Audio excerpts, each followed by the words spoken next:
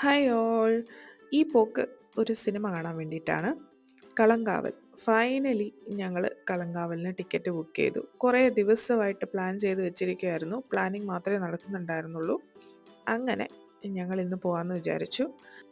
ഇന്നല്ല, ഇന്നലെ രാത്രിയായിരുന്നു പോയത്. Saturday night.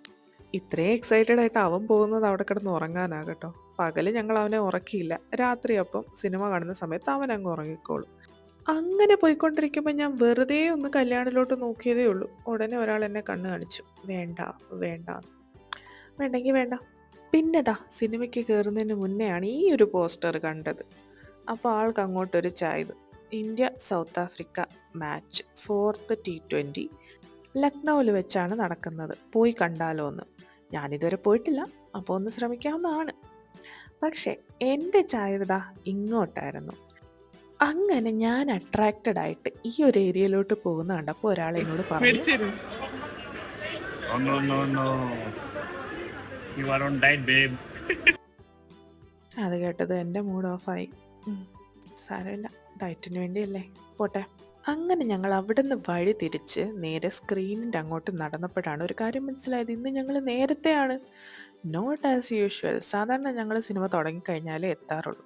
പക്ഷെ ഇന്ന് ഞങ്ങൾ അവിടെ എത്തിയപ്പം ഞങ്ങളോട് പറഞ്ഞു, സിനിമ തുടങ്ങാറായിട്ടില്ല, നിങ്ങൾ പുറത്ത് വെയിറ്റ് ചെയ്യണം എന്ന്. അത് കേട്ടൊരു പുച്ഛഭാവത്തോടെ ഞങ്ങൾ അവിടെ നിന്ന് ഇറങ്ങി. പക്ഷെ ഞങ്ങൾക്ക് ബോറടിച്ച് നിൽക്കേണ്ടി വന്നില്ല. കാരണം ഞങ്ങളുടെ കൂടെ ഒരു മിനി എൻ്റർടൈനർ ഉണ്ടായിരുന്നു.